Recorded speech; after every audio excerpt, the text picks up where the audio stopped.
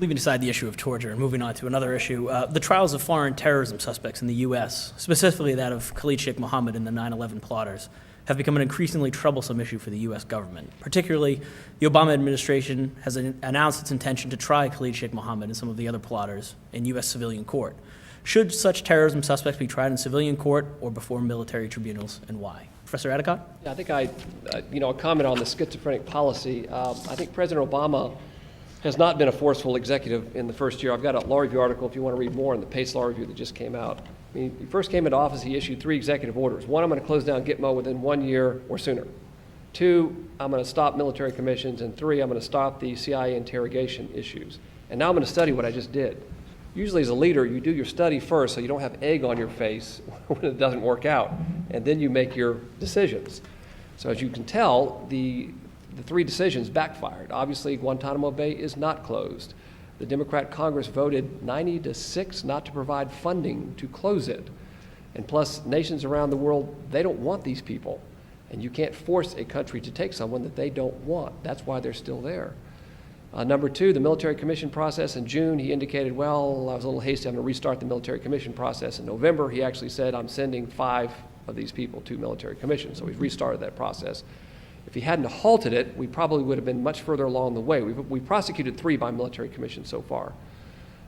And the third one, the CIA interrogation practices, the waterboarding on 3 detainees. Only 3 people were waterboarded, not 14. That stopped in 2004. So he really didn't stop anything that had not already been stopped by the McCain in the 2005 Detainee Act, and also the 2006 decision by the Supreme Court that applied Common Article 3, which says you cannot engage in degrading or humiliating treatment. I can tell you from personal experiences how we interpret degrading and humiliating treatment since 2006. I could not hand the Koran to somebody in Guantanamo Bay because I'm an infidel and I've degraded him by doing that. That's how we interpret that. Our interrogators, and I've talked to the chief interrogator down in Guantanamo Bay, our interrogation techniques right now, may we question you? If they say no, that's it. We can't do anything. So we're not getting any information whatsoever. We've interpreted degrading and humiliating to such a degree that it's almost silly. And yet the propaganda wars continue that we're torturing people, we're doing all these terrible things. Okay, so basically, yeah, if first of all, you cannot go to a military commission unless you've been designated as an enemy combatant. We've tried about 300 radical Islamic extremists in this country since 9/11 that have been infected with the virus. The Lackawanna 6 right here, up in New York, from Florida to Virginia, about 312 by my count. These people could not be tried by military commission, so it's an academic question that, well, should we try them by military? You can't. The only people that are qualified to be tried by military commission is Al-Qaeda, Taliban, or associated forces, according to the 2006 Military Commission Act.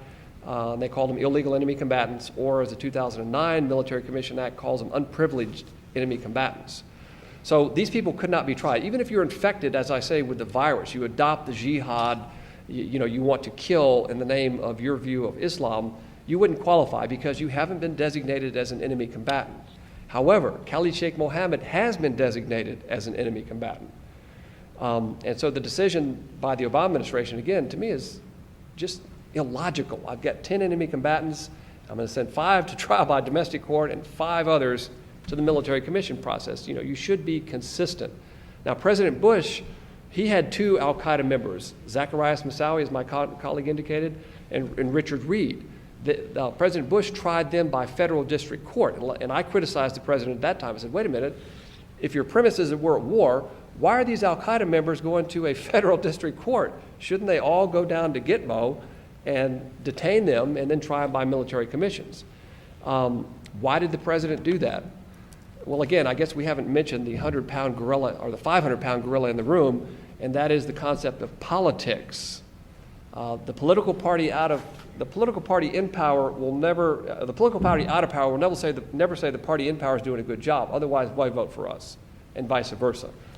So in my opinion, it was probably a political move that Bush did, and the decision by Obama was probably another political move for whatever motives.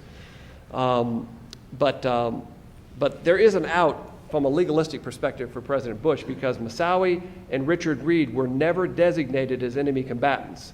They proclaim that we're al-Qaeda. They came out of the Finsbury Mosque in London, but they were never designated as enemy combatants. So the president could say, well, I didn't designate them as enemy combatants, so I'm not being hypocritical when I send them to a federal court because I didn't do that designation. The commander-in-chief is the one that designates enemy combatants, not the Congress and not the courts. The courts, of course, have put themselves into a role in this war to review what the president's doing. And I think that's appropriate to a degree with limitations. But that's the answer. I mean, it doesn't make any sense from a legal perspective. It doesn't make any sense from just a logical perspective. It doesn't make any sense. It makes my job more confusing because people say, wait a minute, if the president says we're at war, why is he using the domestic law of war toolbox and the law and the international law of war toolbox? You know, he's not sending a clear signal to us. We're confused. Does that mean that he's confused, or why is he doing it?